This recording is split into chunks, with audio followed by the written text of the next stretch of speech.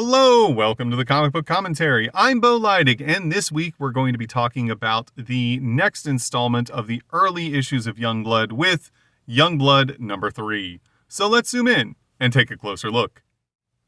First published in August of 1992, we see here on the cover the prominent feature of Chapel, Die Hard, Shaft on the center of the cover. That looks pretty cool.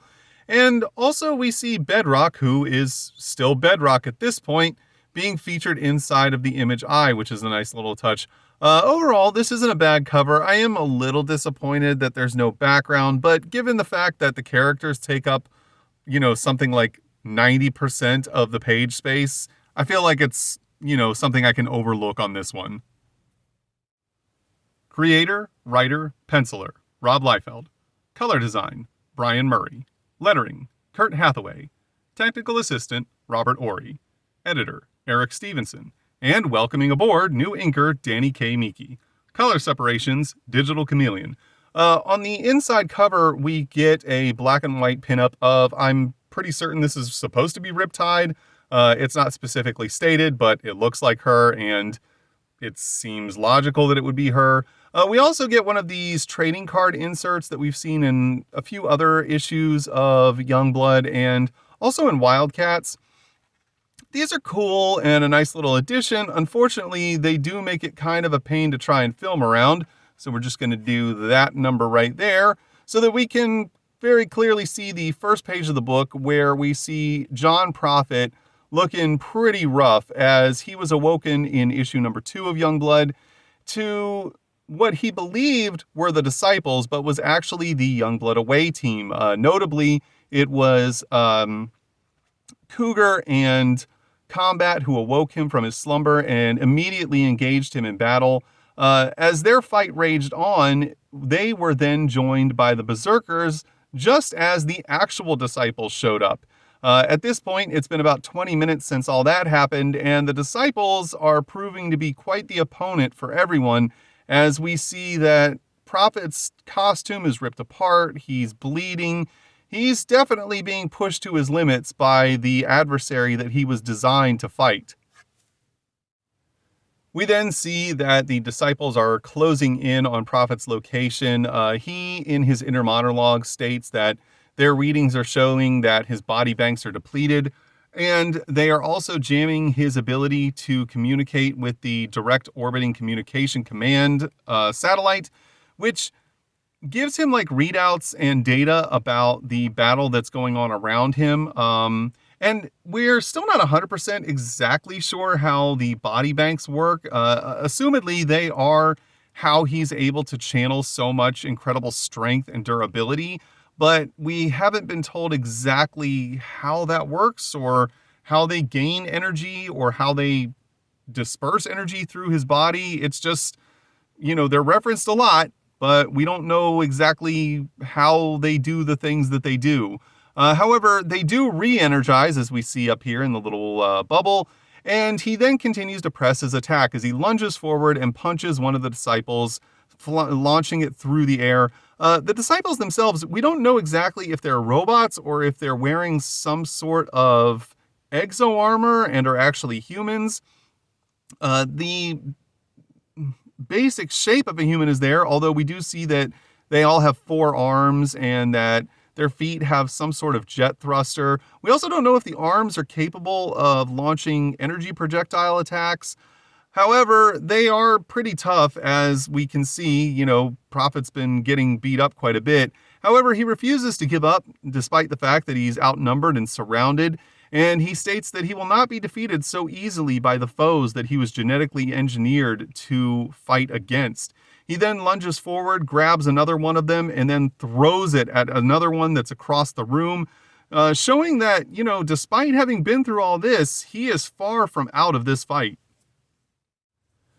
We then see Prophet pressing one of the Disciples above his head with one hand, proving again that he is incredibly strong as his energy banks start to deplete once again, his body banks start to deplete once again, and the crash tunnels surrounding him open up, allowing even more Disciples to flood in. He then states that the other people who he hastily identified as foes actually fought valiantly at his side, as we see that Sentinel, Kirby, the Berserkers, and Riptide are all lying on the ground, possibly unconscious, possibly dead. It's not stated, but they're looking pretty beat down. And we do find out in this point that Prophet seems to have some sort of memories of Kirby, but he doesn't know how he knows him or from when. And that the only way he can find the answers is to get them all to the future, and he's going to have to do that on his own. Meanwhile, back in Washington, D.C., at the Pentagon, we see Shaft and Bedrock walking through the halls, joined by Timer, who is basically their personal assistant. He's the guy in charge of making sure that Youngblood and its members make all of their predetermined public appearances and are, in the right places at the right time, saying the right things. Keep in mind, Youngblood is a very public organization, and they have to maintain a certain level of decorum when they're in public. And, they are representing the United States government while at the same time being celebrities. Timer is basically going down the itinerary of all the things that Shaft has to do. They're heading to a press conference right now. He then has an interview with Maria Shriver, and then he has to go and basically get, give final approval over his likeness for the toys that are being created.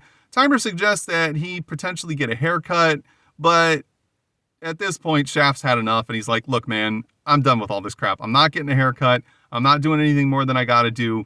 You've made up my schedule, and I'm going to stick to it, but don't ask for anything more. At this point, Bedrock starts to rib him a little bit and say, I think you'd look pretty good as a skinhead, buddy. And, Shaft, of course, is not amused and says, there's no way, bro, as they continue to walk down the halls. As they continue to do a walk and talk, Shaft then asks Bedrock, hey, man, what did you think of the figures? You saw him yesterday. Bedrock said he thought his looked pretty cool, and that he's got a new punching action, but he likes Shaft's as well, and states that Shaft actually has 4 different variants. Shaft wonders why this is, and Timer tells him it's because the toy company paid millions to get the rights to use the likenesses, and they need to make their return on investment, and because Shaft is such a popular character, they want to make multiple variants of him to try and generate the most profit. It's at this point that Shaft states that, he feels like that's pretty exploitative and it's just a means of trying to goat money out of people. And Timer, rebuttals saying, well, hey, nobody's making them buy all this stuff. I feel like it's kind of funny that they're bringing this up, as you could basically make the exact same argument about multiple covers with comic books as well. Now, to be fair, Rob wasn't doing a ton of that, but he was doing it. And he is kind of calling himself out in writing this back and forth between Shaft and Timer. However, at this point, their conversation is interrupted as they walk by the holding cell for none other than Strongarm, who they captured in issue number 2. Strongarm, of course, is pretty upset about being locked up and yells at Shaft, stating, I'm going to get you when I get out of here. Shaft asks him how his arm is doing. He states that it's doing terrible and is sore from getting shot in the air, or shot by 5 of Shaft's arrows. He then states that when he gets out, he's going to make sure that, Shaft never walks again. He's going to take care of him. But at this point, Shaft gets pretty serious and gets right up in his face, stating, you're never going to break out of that cell. And even if you do, I'm going to put 5 more arrows in you. And this time they're going to be in a worse place than your arm. This, of course, enrages Strongarm as he yells at Shaft, stating, we're going to get out. We're going to take care of you. But once again, Shaft just states that, he's not worried. He doesn't fear the 4, and he definitely doesn't fear Strongarm, as they start to walk off towards the press conference. Strongarm then starts making not idle threats, but basically threats he can't back up from within his holding cell, that he's going to break Shaft in half. He's going to kill him. He's going to make him bleed. But Shaft, Bedrock, and Timer just walk off. And as they pass by a security guard, Bedrock states, hey, if the guy back there gives you any trouble, just give us a call. We'll take care of it. And the security guard says, will do, as we notice that this security guard looks a little bit strange and is wearing a real weird mask and costume. And it seems kind of odd that none of the 3 of them notice that this is not your run-of-the-mill security guard. Meanwhile, hovering miles above the surface of the Earth, we see two spaceships, and I guess this is supposed to be Earth. This is a terrible rendition. I mean, it's as if Rob Liefeld has never actually looked at a globe or a picture of a map before. He just said, yeah, this is sort of what the Earth looks like, right? We see that there is a transmission between the two ships stating that they have located the Akurin, who of course is Photon, and they have not yet located the whereabouts of Lieutenant Kumbat, who is Combat. Then we find out that these ships are actually carrying members of their race. We see that Admiral Kark, I believe is how you're supposed to say that, is searching for Combat as he fled their home planet and is basically on the lam. And despite the fact that he is a fugitive from justice, the Admiral considers him to be a basically model soldier for the most part and a very powerful warrior, and wishes to grant him an honorable death. However, he is alone in this opinion when we find out that the ambassador from Photon's race, known as the Akurans, is not sharing his opinion. She believes that Combat is a traitor, and despite the fact that Photon aided him, Photon was just a low-level member of their military, whereas Combat was a decorated officer, and she lays most of the blame at his feet. However, the Admiral doesn't necessarily like the way that she speaks of his beloved trainee, and states that she needs to watch her tone, and that, despite the allegations against the two of them, none of that has been proven, and that the High Council needs to pass judgment before they start, batting around these accusations as facts. Back on the surface of the Earth, we see Shaft and Badrock in front of a group of reporters giving a press conference. The reporters ask if it's true about the rumors that Hassan Hussein, obviously supposed to be Saddam Hussein, was in fact assassinated by a member of Youngblood. Shaft responds stating that they are not the government's personal assassin team, and that Hussein actually killed himself, and that the Youngblood team was nowhere near his location when that happened. Of course, we know that this is all false. We saw that during issue number 1, the Youngblood away team did in fact infiltrate Hussein's hideout, and that Sci-Fire actually murdered him in cold blood. Now, to be fair, Shaft was not present for that, as he's part of the home team, so it is possible that he's not aware of what actually happened on that mission, but it's equally possible that he's just boldly lying to the reporters. He's then questioned about whether or not the Dragon Man in Chicago has any affiliation with Youngblood, and this question catches him off guard, as he's not certain who they're talking about. Timer then interjects, stating that the Dragon Man is in fact part of the Chicago Police Department and has no affiliation with Youngblood. We then have reporters asking about the Phantom of New York and the vigilante who's going around breaking people's backs. Of course, this is them asking about Spawn and Shadowhawk, who at this point they don't actually have names for. Once again, Timer interjects, stating that they are not members of Youngblood, but are being monitored by Youngblood to make certain that they don't pose a danger to the public, and he then states that the press conference is over. As they're walking away, he asks Shaft if it was really that bad. Shaft states he'd rather be in front of a firing squad, to which Bedrock says, that can be arranged, and Shaft says, real funny, and then asks exactly who this dragon guy is.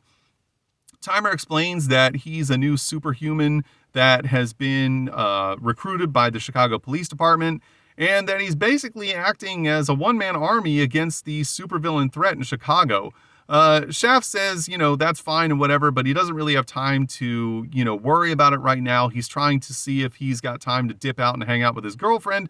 Unfortunately, the world of crime fighting has other plans, as he's interrupted by someone running up shouting his name and Bedrock's. We then get an advertisement for Protectors, and as much as I would like to make videos about Protectors, I unfortunately only have like 2 random issues of Protectors, so until I can get some more, I'm not going to be able to do any of that. Back at the story, we see that the man running up to get their attention is telling them that the four have broken free of their cells. Shaft jumps into action, immediately saying to Timer to get the rest of all the available Youngblood team members to the vault to deal with this threat. Meanwhile, down in the vault, we see the character who was posing as a security guard, quite obviously, has already killed two of the men down in the vault, other security guards by the looks of it. And she states that as soon as the rest of the team gets there, it looks like they're in for one heck of a showdown, because that's her name, Showdown. That's comic book writing, folks. It's at this point that Youngblood decides to make their entrance through a giant plate glass window, even though they all have access to the doors to this facility. And once again, we see Chapel ramping his motorcycle through the air with no hands, guns drawn. It makes no sense. They're indoors. And, we also see that Shaft says, "Look alive, team. They could be anywhere," referring to the four, which means they haven't made visual confirmation on any of them yet, but he's already releasing 3 arrows. Just for the hell of it, I guess.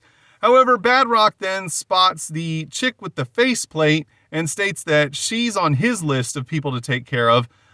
Again, I feel like they should have noticed that she was wearing a security guard's office before, because she still had the faceplate and, her normal costume on underneath, and it was really obvious, but that's just really lazy foreshadowing by Rob Liefeld, I guess. However, Shaft decides that he wants to take care of this foe himself, as we see him flip through the air, and as he rights himself, release 3 more arrows that Showdown is able to catch in one hand and says, "I don't think you're a match for me." And keep in mind that all 3 of these arrows at this point don't have arrowheads on them, because that's about to change. We then see an advertisement for Wizard Magazine number 14. Surprisingly, a lot of different Image comics had ads for issue number 14 specifically. I don't know if it's just because Wizard decided to advertise that issue in like almost every Image book that existed at the time, but that book specifically got a lot of ads. It's really weird. Back to the story, we see Showdown holding the 3 arrows, taunting Shaft, stating that he's going to have to do better if he wants to take her out.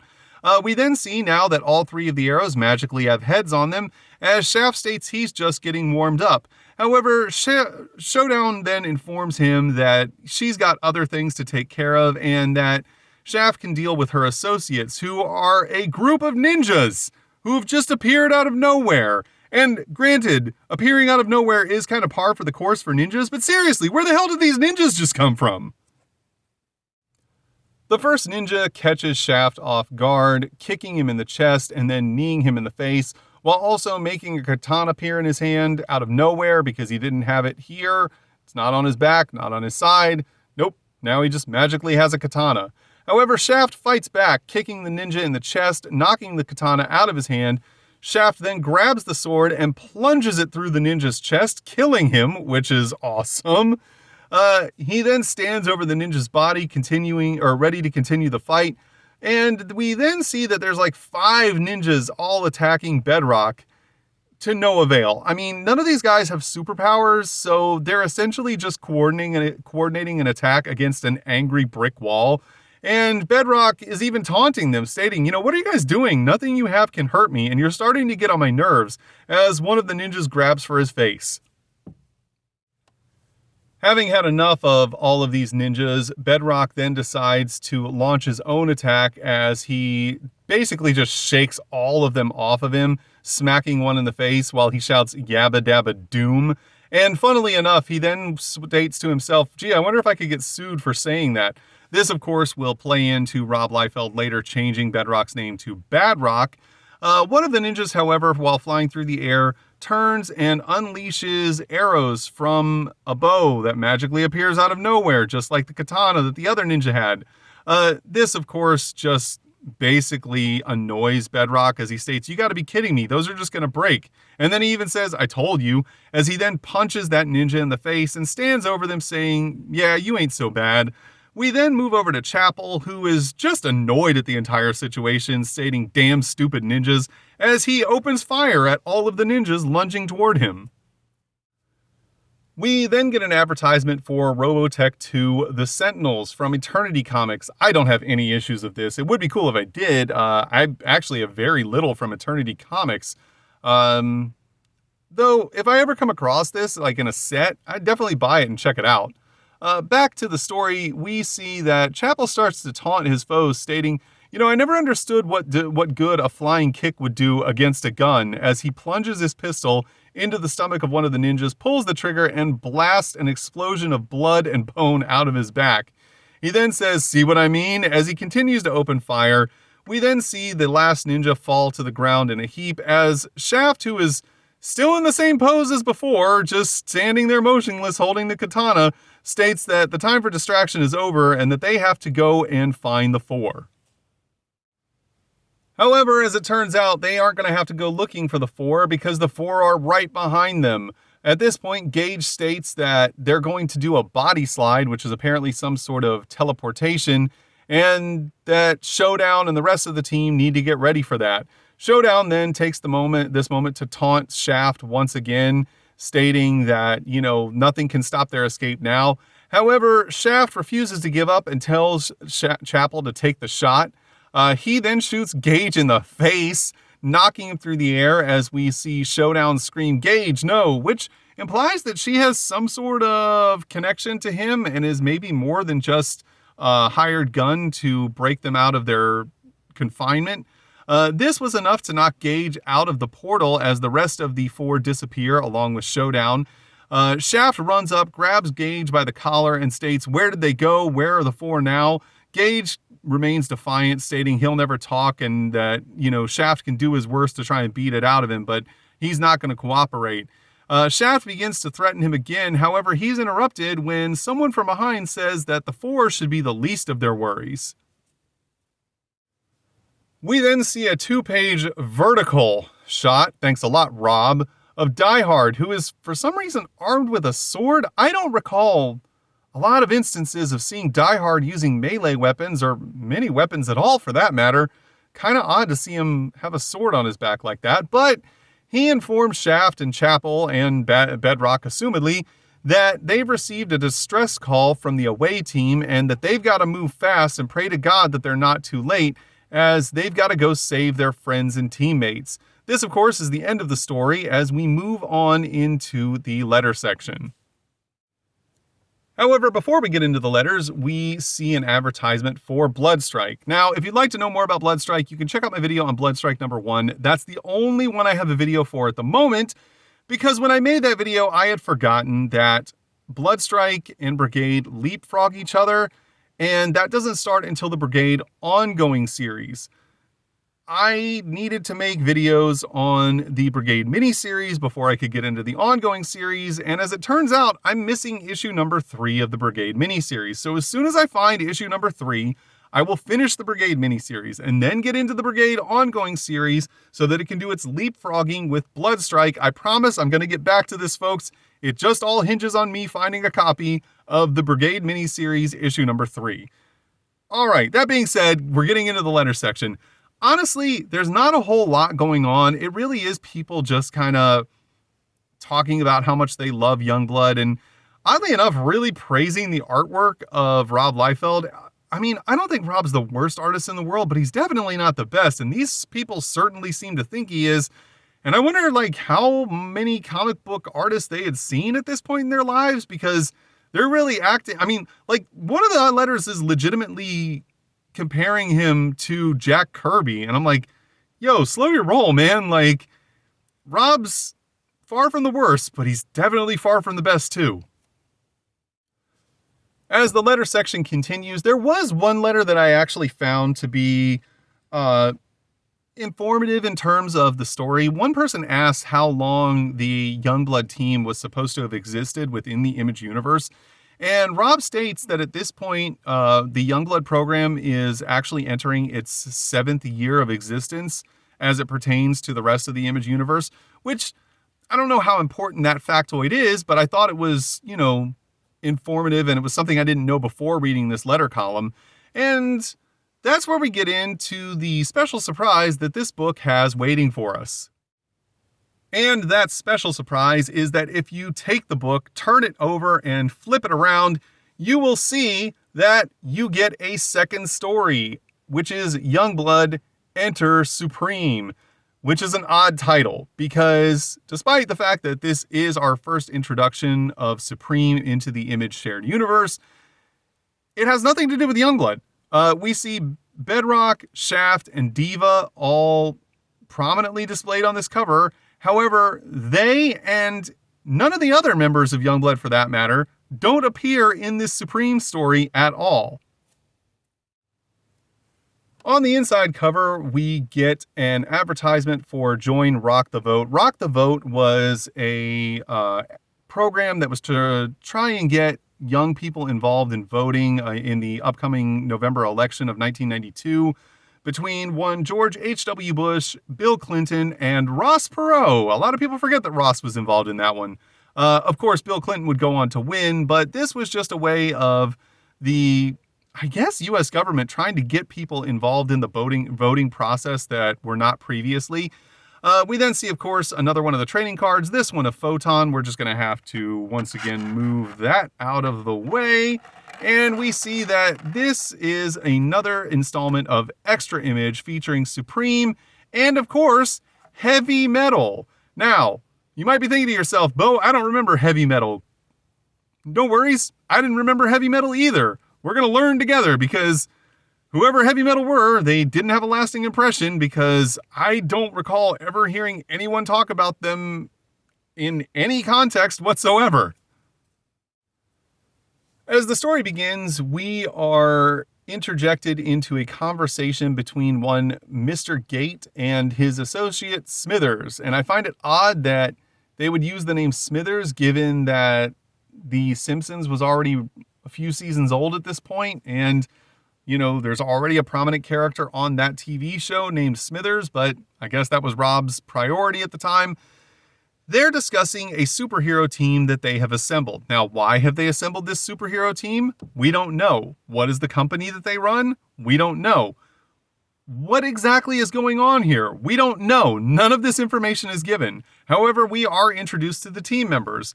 First, we have Decibel, who uses a sonic fusion pack to manipulate sound waves. We then have Skyraker, who is apparently an alien and has all sorts of alien weaponry and technology. We don't know exactly what his abilities are, though, because they're not really stated. I mean, assumedly, he can fly, he has big giant wings, but outside of that, who knows what he can do? We have Riot, who has super speed, and okay, that's pretty generic. And the most unique of the characters, and the one that I like the best, is Menagerie here, who can transform into animals. Now, you might be thinking to yourself, oh, what's unique about that? Beast Boy does the same thing in Teen Titans. And that's correct, except that Menagerie's difference is that instead of just transforming into an animal, he transforms into a human-animal hybrid, which is kind of cool. I mean, it's similar, of course, but I think it's different enough to set him apart. We then see a set of hands flying through the depths of space, approaching some sort of a nebula. Back on Earth, the conversation between Gate and Smithers continues as Gate seems to be worried that the team needs leadership as they don't seem to be working all that cohesively as a unit. Skyraker seems to be somewhat headstrong and not really gelling with the rest of the team members, believing himself to be above them as he starts to try and boss Decibel around. Decibel, of course, doesn't take kindly to this. We then once again see a shot of outer space and two weird spacecraft that who knows what alien race they belong to or what planet they're from, but we see the flying ball of energy move through them as it continues to careen through outer space, and the conversation continues. As Smithers and Gate continue to have their conversation, drinking some whiskey, they are worried also that Decibel may leave the team and go back to his home neighborhood to try and fight crime on a more direct urban level, and state that, it's hard to hold down someone who can move that fast. Back in outer space, we see that at this point that it was none other than Supreme that we saw flying through the depths as he continues to move onward. Back on Earth, we see that the two of them continue their conversation and state that the only member of the team they're not super worried about leaving right now is Menagerie, as it turns out they actually used whatever company they're part of to create Menagerie themselves. But they are concerned that his abilities are changing and growing so quickly and that he's becoming so proficient that he too may one day try to leave, as we see him transforming into many different forms. One here of a crab, a turtle, a gorilla, which just looks like a regular gorilla because gorillas have a similar morphology to humans. Then a bull, which almost appears to be like a minotaur, a bat, some sort of a bug, maybe a rabbit of some kind, or another bat. No, these both look like bats. Okay, two different kinds of bats. And also some sort of an eagle man. Again, not really showing in terms of like what he can do as each form, his abilities, but does show his ability to transform into literally like any kind of animal he wants. As we see on this page, he was even taking the form of what looks to be a dinosaur. So like I said, it's similar to Beast Boy, but I feel like it's different enough to set itself apart and be cool in its own right. As the last page comes up, we see the conversation continue as Smithers states that there may in fact be no one on Earth that can lead this team. And Mr. Gate agrees that it is possible that there is literally no one on Earth who can lead them. And that's because Supreme is coming to lead them from outer space. As we see the Supreme logo and Liefeld and Murray's name listed, I think this is kind of a weird way to introduce this comic, especially given that Supreme basically was like non-existent throughout it and it focused entirely on heavy metal. But, you know, this was the way they decided to do it, and now we know literally nothing about Supreme going into that series, and you just have to buy it to figure out what the hell Supreme is all about. Hope you're ready to shell out some more money, folks, because that's what they were wanting you to do. And that was Youngblood number 3. I have mixed opinions about this one. It's not that it's a terrible book per se, but I feel like the idea of Rob trying to bounce back and forth between the Youngblood home team and away team is not done terribly well. And it is difficult to try and keep a story going like that, where you have one team who stays within the borders of the country and another team who is just constantly doing missions abroad, and you're trying to keep the reader focused on both teams at the same time, but you're only doing that on every other issue, where, you know, we had an entire issue in issue number 2 devoted to the Youngblood away team and focusing on them being in Germany and unleashing Prophet and the Disciples coming, and also the arrival of the Berserkers. And then we only see like 2 pages of that in this issue, and then it goes back to the home team, who are doing very little, and it's mostly just, you know, focusing on, you know, Shaft and Bedrock and, you know, the day-to-day operations of what Youngblood has to deal with. And we get a little bit of action when the Four does escape, and then we've also got the subplot of, you know, Combat and Proton's people coming to Earth to find them. And then you get the little image extra at the end to try and introduce Supreme, but it doesn't actually introduce Supreme. It more or less introduces heavy metal. This book's kind of a mess in some places, and it's not that you can't follow it. You can, but it just seems as though, you know, at this point, Rob was trying to focus on so many different things and introduce so many different characters that he wasn't really doing a good job of fleshing out the characters that he already had and, you know, really establishing their narrative. But then again, these are just my opinions. You may have loved the way that this was all going down, and if so, it's okay, because everyone's entitled to their own opinions. If you enjoyed today's video, please feel free to like, comment, and subscribe. And thanks for stopping by. Have a great day.